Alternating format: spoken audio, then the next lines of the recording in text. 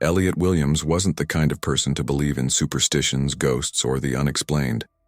As a practical man, he knew that things happened for reasons. A fire started because someone left the oven on.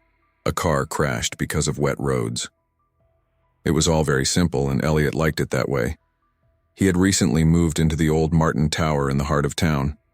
It was one of those buildings with a history, one that people whispered about but never dared to discuss openly. The place had been around for decades, its red brick facade crumbling under the weight of time, its windows streaked with dirt. The building had been through the ups and downs of the town's economy and had witnessed more than its share of changes, but it was still standing. And now, it was Elliot's home. The building was cheap, and that was the main reason he rented an apartment on the 5th floor. It was an old place, but it had character. The kind of character that made people wonder about what lurked in its dark corners. And there were plenty of corners. The place was practically a maze, its hallways twisting and turning in odd directions. Doors that should have been locked were open, and some were even missing, exposing the black void of emptiness behind them. One night, after a long day at work, Elliot entered the building and stepped into the dimly lit lobby. He greeted the doorman, a man named Gus, who was old enough to remember the building's glory days. "Evening, Mr. Williams," Gus muttered, his voice thick with exhaustion. He looked like he'd seen too many years pass in this place, and his face was sagging, as if he too had become part of the building. "Evening, Gus," Elliot replied, nodding curtly. "Any problems with the elevator today?" Gus frowned and scratched at the stubble on his chin. "You know, it's funny you mention it. That old thing's been acting up again." "Really?" Elliot's eyebrows raised. The elevator was old, sure, but it had always worked fine for him. "What's wrong with it?" Gus shrugged. "It's not the worst thing, but lately it seems like it's stuck sometimes. Like it goes up and down, but it never really gets to where it's supposed to go." Elliot chuckled, dismissing the old man's ramblings. "Yeah, that's just the charm of old buildings, right?" Gus didn't laugh. Instead, his eyes drifted toward the elevator shaft as if something there was watching them. "Just be careful, Mr. Williams. Some things aren't always as they seem in this building. You ought to keep your wits about you." Elliot was about to make a smart retort when the elevator dinged and the doors creaked open. He stepped inside, pressing the button for the 5th floor. As the doors shut behind him, he noticed Gus's worried expression. The elevator groaned to life, and Elliot leaned back against the cool metal walls. He thought about the old man's strange words, but they didn't hold much weight. People like Gus, with their superstitions, always thought there was something sinister about old places like this. Elliot had heard the stories. Whispers of people disappearing in the elevator, rumors of strange noises at night, and tales of people getting stuck between floors. None of it had ever seemed real to him. Until that night. The elevator jolted suddenly. It wasn't a normal stop. It felt as though the entire building had shifted, like the walls themselves had grown weary. Elliot's stomach lurched. The lights flickered. He tried to ignore it at first, but the sensation of unease crept up his spine. The elevator moved again, but this time it didn't stop at the 5th floor. Instead, it continued its descent deeper than the basement. Elliot's stomach twisted. "What the hell?" he muttered, pressing the buttons for the other floors. But nothing happened. The light above the door flickered and buzzed, casting eerie shadows on the floor. The walls seemed to pulse. He looked around. The elevator had begun to feel wrong. It was no longer just a metallic box. It felt like a trap, a tomb, slowly sinking into the depths of the earth. Suddenly, the elevator lurched to a stop and the door opened with a screech. Elliot hesitated, staring into the darkness beyond. He couldn't make out any details, just a faint, damp smell and a sense of dread that hung heavy in the air. Was it a maintenance floor? Had he been taken somewhere that wasn't even on the map? Despite every rational part of him telling him to turn around, Elliot stepped out of the elevator. The floor beneath his feet was cold, wet, and covered in dust. The walls were covered in peeling wallpaper, and a dim, flickering light cast long shadows that seemed to stretch and shift in the corners of his vision. He took a hesitant step forward, his heart beat loud in his chest. Then the door slammed shut behind him. Elliot turned around in panic, but it was too late. The elevator was gone. He was alone in the dark. There was no way out, no way back to the apartment, no way to know what lay ahead. He stumbled forward, the sound of his footsteps echoing off the walls. The hallway stretched into an endless expanse of darkness. Elliot felt like he was walking through a nightmare, the air thick with a sense of foreboding. He had no idea what this place was or where it was. But something in the pit of his stomach told him that it wasn't part of the building. This place was something other. Elliot wandered for what seemed like hours, growing more desperate with each passing minute. His mind raced with questions. What was happening? How had he ended up here? And where in the hell was he supposed to go? He came across a door at the far end of the hallway, and when he tried the handle, it turned easily. Inside, the room was small, with a single flickering light hanging from the ceiling. But what struck him immediately was the large, old-fashioned elevator shaft that dominated the center of the room. He moved closer, drawn inexplicably to it. The walls surrounding the shaft were damp and stained, and the air had the thick metallic scent of rust. The elevator doors were slightly ajar, revealing nothing but pitch-black darkness. Elliot stood there, his hand hovering over the open door. Something was calling to him from inside. He could hear faint whispers, a soft, unintelligible hum that seemed to beckon him closer.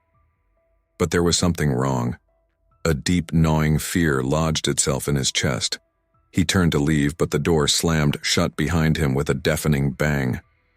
The lights flickered again, and for a brief moment, he saw something that made his blood run cold. A figure, a shape, stood in the darkness at the other end of the room.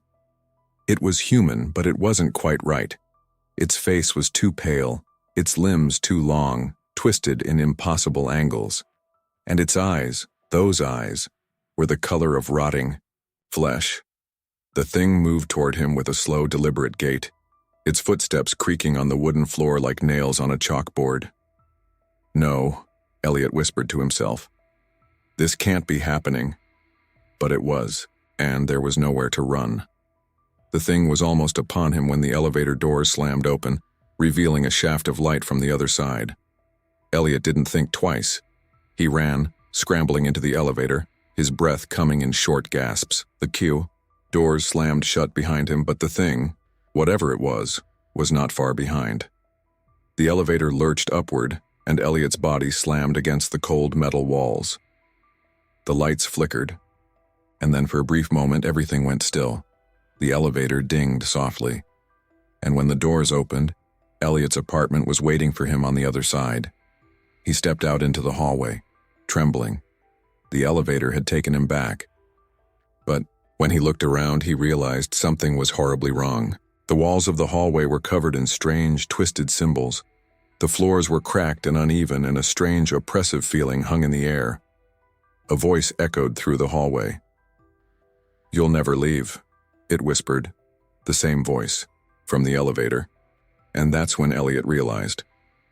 The elevator had never been a part of the building. It had never been bound by the laws of reality. The elevator led somewhere. Nowhere. The last thing he heard was the sound of the elevator doors slowly closing behind him. Elliot's heart hammered in his chest as the elevator doors slammed shut, trapping him inside once again. His mind raced. He had been in this building for only a few months, but he'd never seen it like this. The walls were not just cracked and worn, they were wrong. There were symbols carved into the stone, ancient marks that seemed to pulse faintly with a light of their own, like something alive, watching. He tried to regain his composure, but the elevator creaked and groaned, descending again. He felt as though his stomach had been ripped out as the car plunged deeper into the building. No matter what buttons he pressed, the elevator did not stop. No floors lit up.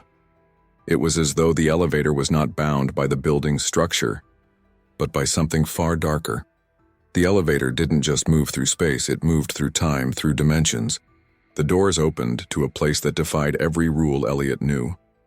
When the elevator finally stopped with an awful, jarring thud, Elliot hesitated.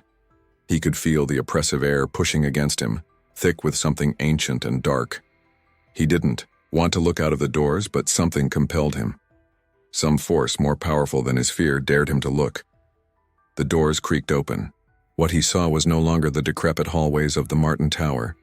This was a place that should not exist. The walls were smeared with the remnants of something foul, and the floor was slick with a viscous liquid that shimmered like oil. The air smelled of decay, of something rotting beneath the surface. The dim lights overhead flickered and buzzed, casting long, unnatural shadows. The distant hum of whispers in a language Elliot did not recognize crawled through his skull, scratching at the edges of his sanity. In the center of the room stood something familiar and utterly terrifying. It was the elevator shaft, but it was no longer just an elevator shaft, it was a gateway. A dark figure stood near it, its back to Elliot.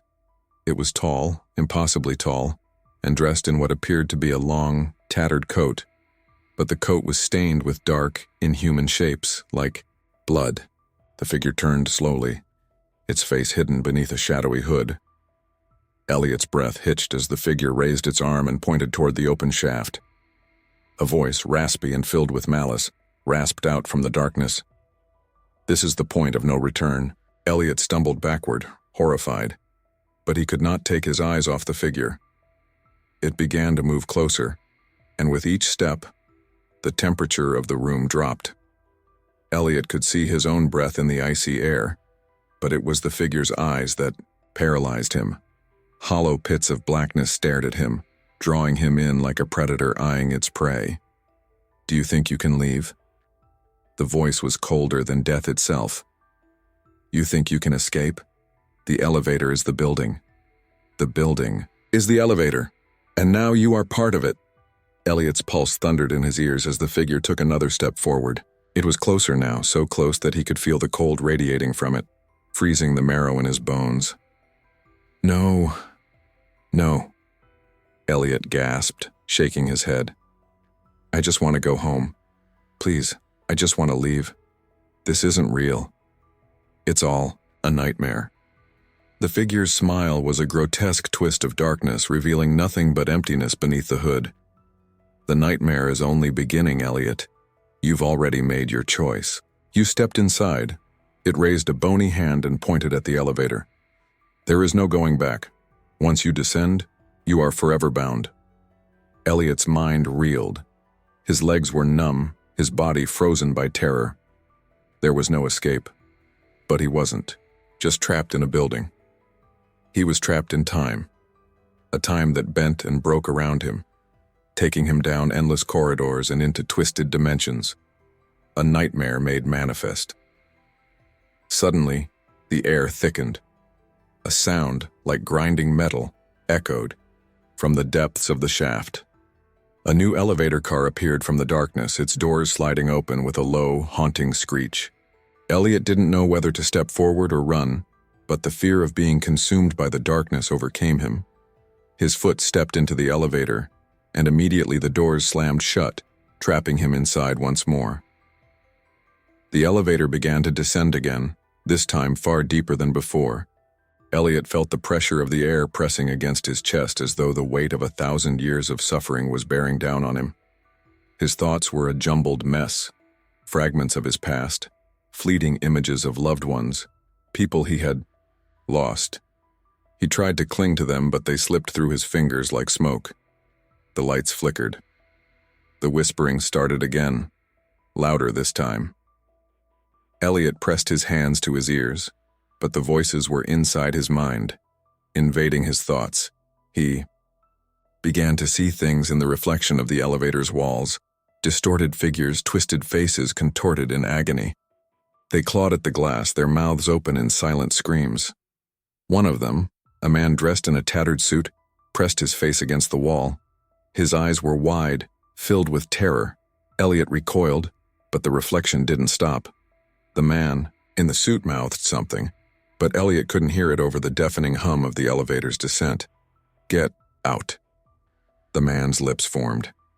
It was too much. Elliot couldn't breathe. The weight of the voices, the endless descent, the pressure building in his skull. It was all too much. He slammed his fist against the elevator panel, desperate to stop it, but there was no stopping it. The car plunged deeper. The lights went out and the elevator doors opened once more. Elliot stepped out of the elevator without thinking. The world around him was no longer the world he knew. It was a void, an endless chasm of blackness stretching out in all directions. He couldn't see anything but darkness, hear anything but the pounding of his own heart. And the whispers, oh, the whispers, grew louder, as if the darkness itself was speaking to him. "You are one of us now," the voice said, 1,000 voices overlapping. "Welcome to the endless cycle." Elliot turned, his mind spinning in confusion. There was no escape. The walls of the elevator shaft had disappeared. The building, the floors, the apartments. They had all dissolved into the void. This is it, Elliot thought. This is the end. But then a flicker, a tiny flicker of light in the distance, a doorway, a portal. It called to him. With no other choice, Elliot stumbled toward it, the ground beneath him shifting like sand, trying to pull him down into the nothingness. As he reached the door, it creaked open. What lay beyond made his blood run cold. A familiar face was waiting for him on the other side. The same man he had seen in the reflection, dressed in that tattered suit, his eyes hollow with terror. "I told you," the man whispered. "You're already dead. This place takes you, and now you're here forever." Elliot screamed, but his voice was swallowed by the blackness. The elevator had claimed him, as it had claimed so many before him, and the cycle would continue as it always had. The next morning, the residents of the Martin Tower awoke to an eerie silence. The elevator, once a familiar part of the building, was gone. It had vanished without a trace, and no one remembered its existence. But if you listen carefully, if you're brave enough to step into the building's elevator late at night, you might hear a faint sound, a soft hum, a scraping metal sound as the elevator begins its journey to nowhere. And if you're unlucky enough, you might just feel a cold hand grip your shoulder and hear a whisper in the dark. You stepped inside,